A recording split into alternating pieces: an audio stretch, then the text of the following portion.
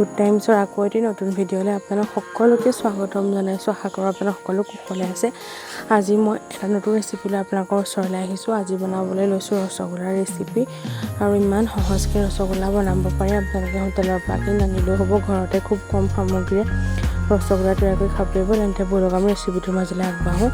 এটা চচপেনত গাখীৰ লৈছোঁ। গাখীৰ প্ৰায় মই 1 লিটাৰ গাখীৰ লৈছোঁ। আপোনালোকে যিমান সৰহকৈ বনায় সিমান সৰহকৈ গাখীৰ ল'ব। সেইখিনি এবাৰ বইল আহিব দিছোঁ। ভালকৈ যেতিয়া এনেকৈ ওপৰলৈ উঠি আহিছে, তেতিয়া মই একাপ পানীত 2 চামুচ ভিনেগাৰ দি পেলাই গাখীৰখিনি ফাটিবলৈ দিছোঁ। গাখীৰখিনি এনেকৈ নেমু দিলেও হয়, নেমুতকৈ ভিনেগাৰটোৱে বেছি সোনকালে ফাটে, সেইকাৰণে ভিনেগাৰ ইউজ কৰিছোঁ মই। আৰু এইখিনি এখন কটন কাপত এনেকৈ এখন চেকনিৰ দ্বাৰা সেই গাখীৰখিনি ভালকৈ চেকি লৈছোঁ। তাত ঠাণ্ডা পানী একাপত সেইখিনি ডুবাই পেলাই বেচিনত সেইখিনি পানীখিনি টোপ খোৱালৈকে বেচিনত বান্ধি দিছোঁ। তাৰ পাছত সেই পানীখিনি যেতিয়ালৈকে টোপ খাব 1 ঘণ্টামান সময় লাগিব। তাৰপাছত এইখিনি ভালকৈ মঠিব, আটা যেনেকৈ মঠে তেনেকৈ পূৰা স্মুথ এটা ডো প্ৰস্তুত কৰিব। এটা কোমল স্মুথ ডো। গ্লভছ পিন্ধি এটা কাৰণে ল'ব ৰসগোল্লা বনাওঁতে, কাৰণ বেলেগ বেলেগ কালাৰ কিবা লাগিলে ভাল নালাগে ন। আমিতো মাইকী মানুহ বিভিন্ন ধৰণৰ কামত লাগি থাকোঁ, বেলেগ কালাৰ কিবা লাগিবও পাৰে। সেইটো কাৰণে গ্লভছ পিন্ধি লোৱাটো খুবেই জৰুৰী ৰসগোল্লা বনাওঁতে। আৰু চাব, এটা স্মুথ যেতিয়া ডো প্ৰস্তুত হ'ব, তেতিয়া এটা ছাইডত ৰাখি দিব। আৰু চেনি ল'ব, চেনি 1 কাপ ল'ব, আৰু তাত প্ৰায় 5 বা 10 কাপ পানী দি পেলাই এইখিনি উতলাব। তাত অকণমান গোলাপ জল দিব। গোলাপ জল দিলে ভাল, সেইটো অপশ্যনেল হয় বাৰু। আৰু ইলাচি দিব, ইলাচি 2টা বা 1টা দিব।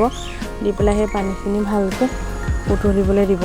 যেতিয়া সেই পানীখিনি অকণমান ডাঠ এটা মিশ্ৰণ তৈয়াৰ হ'ব, সেইখিনি থৈ দিব। এতিয়া এইখিনি যোনটো ডোটো ভালকৈ আকৌ আটা মঠাৰ নিচিনাকৈ এনেকৈ মঠিব, পিচ পিচ কৰিব। এটা চাইজত পিচ পিচ কৰিব। যিমানটো চাইজত আপোনালোকে ৰসগোল্লাটো তৈয়াৰ কৰিব, সিমানটো চাইজত টুকুৰা টুকুৰ কৰিব।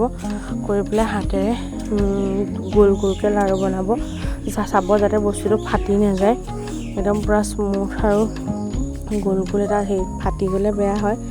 চাব আপুনি ধুনীয়াকৈ যিমানটো পৰিমাণে আপোনালোকে মঠিব, সেইটোৰ ওপৰত বহুত ডিপেণ্ড কৰে এইটো।